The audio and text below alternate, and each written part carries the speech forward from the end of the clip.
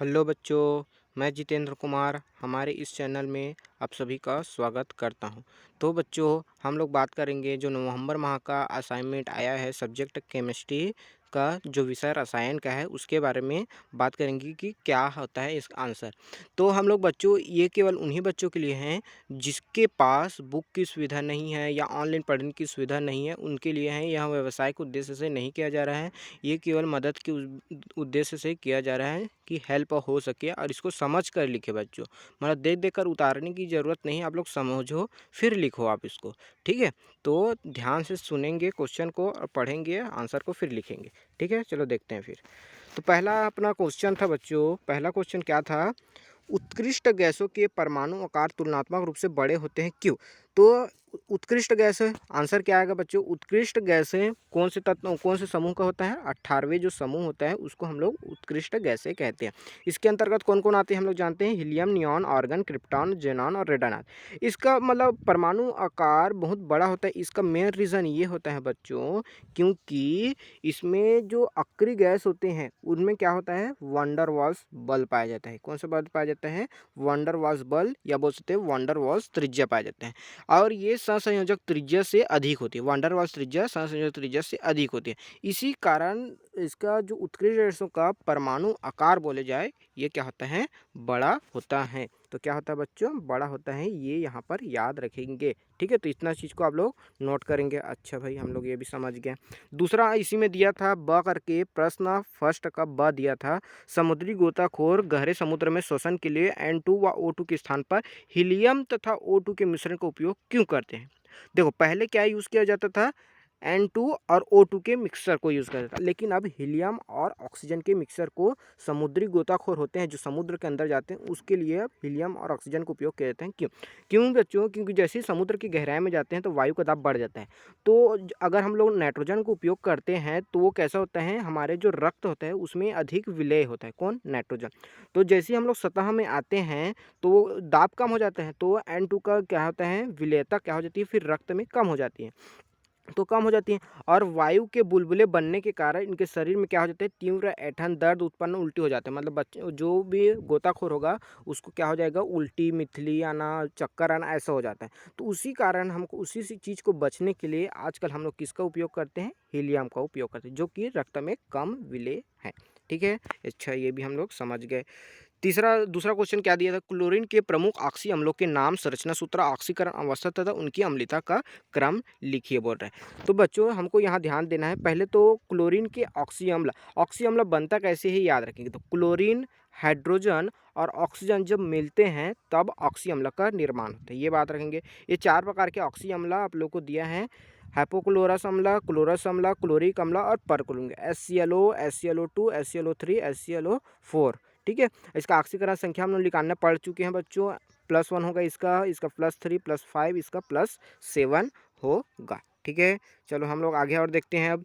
ठीक है, अब उसके बाद देखते हैं ऑक्सी अम्ल कैसे बनता है। मैं अभी बताया, क्लोरीन, हाइड्रोजन और ऑक्सीजन के साथ मिलकर जो अम्ल बनता है उसे हम लोग ऑक्सी अम्ल कहते हैं। इनका ये संरचना दिया है। यहाँ पर बॉन्ड पेयर और लोन पेयर को भी दिया है। अगर हम लोग बॉन्ड पेयर और लोन पेयर हमको पता है तो हम लोग संकरण बता भी सकते हैं बच्चों। ठीक है, तो HClO, इसमें कितने लोन पेयर दिख रहे हैं? 1, 2, 3। 3 कितने दिख रहे हैं? लोन पेयर दिख रहे हैं। एकांकी इलेक्ट्रॉन युग्म हिंदी में बोलते हैं, और बॉन्ड पेयर मतलब बंध, मतलब जो बंद युग्म बोलते हैं। तो कितने बॉन्ड पेयर हैं यहाँ पर? 1, केवल जो हाइड्रोजन यहाँ पर जो बना हुआ है वो बस। ठीक है, तो lone pair plus bond pair तो 3 और 1 4, तो कौन सा संकरण होगा? sp3। ऐसे हम लोग संकरण इसमें निकालते हैं। तो इस प्रकार ये क्लोरस का है, ये क्लोरिक का है, और इधर है पर क्लोरिक का। ये हो गया स्ट्रक्चर। ठीक है, तो इसमें कौन सा संकरण है ये चीज़ भी आप लोगों को पता रहना चाहिए। sp3 संकरण है। अम्लता का क्रम, जिसका ऑक्सीकरण संख्या सबसे ज़्यादा होगा बच्चों वो सबसे ज़्यादा अम्लीय होगा। तो HCl4 का +7 था, इसका 5 था, इसका 3 था, इसका 1 था, तो सबसे ज़्यादा HCl4 का होगा अम्लता का क्रम में देखेंगे तो। ठीक है, उसके बाद देखते हैं नेक्स्ट क्वेश्चन। HNO3 के निर्माण की ओस्टवाल्ड विधि का वर्णन निम्न बिंदु के आधार पर कीजिए। तो सिद्धांत और रासायनिक समीकरण लिखना है, अ करके अब ब में नामांकित चित्र बनाना है। तो सिद्धांत क्या होता है? जब एक आयतन अमोनिया को 8 आयतन किसके साथ? वायु के मिश्रण के साथ प्लेटिनम की जाली के ऊपर 800 डिग्री सेल्सियस ताप पर प्रवाहित किया जाता है तो 90% अमोनिया का नाइट्रिक ऑक्साइड में ऑक्सीकरण होता है। अभी कैसे होता है ये देखिए, आगे देखते हैं। देखो, मैंने अमोनिया का अभिक्रिया किसके साथ कराया, ऑक्सीजन के साथ कराया, तो 4NO2 + 6H2O बना। ठीक है, अब ये NO2 बन गया, उसको मैं कहाँ भेजता हूँ बच्चों, ऑक्सीकरण कक्ष में भेजता हूँ, जहाँ पर उसका ऑक्सीकरण होता है। ऑक्सीकरण मतलब ऑक्सीजन से अभिक्रिया, तो वो क्या बन जाता है, नाइट्रोजन डाइऑक्साइड बन जाता है, या इसी को नाइट्रोजन पेरोक्साइड भी बोलते हैं। अभी जो नाइट्रोजन डाइऑक्साइड बना है उसको हम लोग कहाँ भेजते हैं बच्चों, अवशोषण टावर में भेजा जाता है, अवशोषण कक्ष बोलते हैं वो एक प्रकार से, वहाँ पर पानी गिरता रहता है। तो ये जो NO2 होता है वो पानी से अभिक्रिया करता है और अमोनिया का निर्माण करता है। तो इस प्रकार से मेरा अमोनिया क्या हो जाता है, बन जाता है। ये उसका सिद्धांत हो गया और उसका समीकरण हो गया। अब इसका डायग्राम भी हम लोग ये देख लेते हैं, ये डायग्राम आप लोगों को बना लेना है। ठीक है, समझ आ रहा है ना? अच्छा, ठीक है। तो समूह 16, चौथा क्वेश्चन क्या है, समूह 16 के तत्वों के इलेक्ट्रॉनिक विन्यास लिखिए, इनके निम्न गुणों के क्रमिक परिवर्तन किस प्रकार होता है, ऑक्सीकरण अवस्था और हाइड्राइड। तो पहले 16 समूह के तत्व कौन कौन से होते हैं हमको ये पता रहना चाहिए। ये ऑक्सीजन फैमिली को कहते हैं हम लोग। तो ऑक्सीजन का 8 होता है, सल्फर का 16 होता है, सेलेनियम का क्या होता है 34 होता है, टेलेनियम का 52 और पोलोनियम का 84 होता है। तो इसका इलेक्ट्रॉनिक विन्यास अबाउ सिद्धांत के अनुसार हम लोग इस प्रकार निकालते हैं। तो इसका समान इलेक्ट्रॉनिक विन्यास ये होता है, हम इसे याद रखेंगे, ये जो NH2 NP4 होता है ये याद रखेंगे। अच्छा भाई, हमको समझ आ गया। अब इसका ऑक्सीकरण अवस्था जो बोला है उसमें दो प्रकार के ऑक्सीकरण अवस्था इसमें प्रदर्शित है, एक होता है प्लस, एक होता है माइनस। तो एक ऋणात्मक ऑक्सीकरण अवस्था, तो इस समूह के जो तत्व होता है उसको पोलोनियम को बस छोड़ दे, PO पोलोनियम को छोड़ दें, तो बाकी सभी कैसे होते हैं, -2 ऑक्सीकरण अवस्था शो करते हैं, -2 ऑक्सीकरण अवस्था शो करते हैं। जो उसमें ऑक्सीजन होते हैं -2 से +2 तक भी शो करते हैं, लेकिन जितना सल्फर होता है, सेलेनियम होता है, टेल्यूरियम होते हैं, वो क्या होते हैं, -2 ऑक्सीकरण अवस्था क्या करते हैं, शो करते हैं। देखो, माइनस और प्लस दोनों बोल रहे हो, तो माइनस ये वाला हो गया।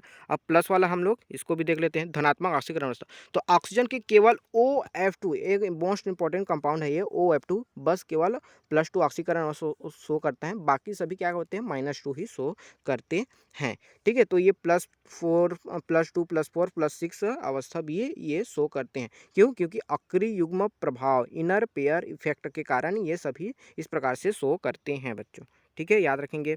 अच्छा, इसके हाइड्राइड कितने प्रकार से, जब हाइड्राइड कैसे बनेंगे, जितने भी 16 समूह के तत्व हैं वो हाइड्रोजन से अभिक्रिया करेंगे तब हाइड्राइड बनेंगे, है ना। तो हाइड्रोजन H2O एक हाइड्राइड है, H2S एक हाइड्राइड है, H2S एक हाइड्राइड है, और H2T एक हाइड्राइड है, H2PO एक हाइड्राइड है। ये सभी इसके हाइड्राइड है। इसका क्रम देखूँ, तापीय स्थायित्व का क्रम देखूँ, तो तापीय स्थायित्व का क्रम परमाणु क्रमांक के साथ घटता है, मतलब H2O का सबसे अधिक होगा, H2PO का सबसे कम होगा। अम्लीय गुण भी देखें तो टेलेनियम का सबसे अधिक होता है, उसके बाद सेलेनियम का, उसके बाद सल्फर वाला का, उसके बाद वाटर का होता है। ये हम लोग समझ आ गया। अब उसके बाद पांचवा क्वेश्चन, क्लोरीन की अमोनिया के साथ क्रिया लिखिए। तो क्लोरीन की अमोनिया के साथ अभिक्रिया बच्चों दो प्रकार से होता है। जब हम लोग अमोनिया की अधिकता में कराएं तब क्या बनता है, अमोनियम क्लोराइड और नाइट्रोजन गैस बाहर निकलता है। लेकिन जब हम लोग इसको क्लोरीन की अधिकता में कराएं तो एक NCl3 जो स्फोटक पदार्थ है वो बनता है। दोनों प्रकार की अभिक्रिया को लिखना जरूरी है आप लोगों को। ठीक है, अब उसके बाद देखते हैं अंतर हैलोजन यौगिक के लिए निर्णय है। तो क्या दिया था, अंतर हैलोजन यौगिक। तो जब दो भिन्न भिन्न हैलोजन आपस में संयोग करके सहसंयोजक यौगिक बनाते हैं तो इस प्रकार के यौगिक को अंतर हैलोजन यौगिक कहते हैं, जो इस प्रकार से होते हैं, XX1 XX3 XX5 XX7। ठीक है, इस प्रकार से होते हैं। इसके स्ट्रक्चर के बारे में बात किया था, दो ठो को बताना है आप लोगों को। तो एक होता है इसका स्ट्रक्चर, जिसका एग्जाम्पल किसका है बच्चों, ये ClF3 का। तो Cl यहाँ पर सेंट्रल मेटल एटम है, FF, तो यहाँ पर बॉन्ड पेयर कितने दिख रहे हैं, 1 3 दिख रहे हैं, कितने, 1 2 और ये 3 बॉन्ड पेयर, और दो ठो कितने दिख रहा है, लोन पेयर। तो bond pair plus lone pair को जोड़ दूंगा तो 5, मतलब sp3d संकरण होगा, sp3d संकरण। इसकी आकृति कैसी होगी, T आकृति होगी। अब उसके बाद दूसरा एग्जाम्पल देखते हैं, किसका एग्जाम्पल है ये, वर्ग, ये होता है IF5। तो ये आई हो गया सेंटर में, 1 2 3 4 5। तो बॉन्ड पेयर कितने दिख रहे हैं मेरे को, 5 दिख रहा है, एक लोन पेयर दिख रहा है यहाँ पर। तो bond pair plus lone pair मतलब 6, sp3d2 संकरण है। इसकी संरचना वर्ग पिरामिडी होता है। तो इस प्रकार से ये मेरा कंप्लीट होता है बच्चों। अगले के फिजिक्स का भी और बायो का भी आप लोगों को तुरंत अभी मिल जाएगा। तो आप लोग चैनल को सब्सक्राइब करके रखेंगे और शेयर जरूर करें और कमेंट जरूर करें बच्चे। ओके बच्चों, थैंक यू, बाय।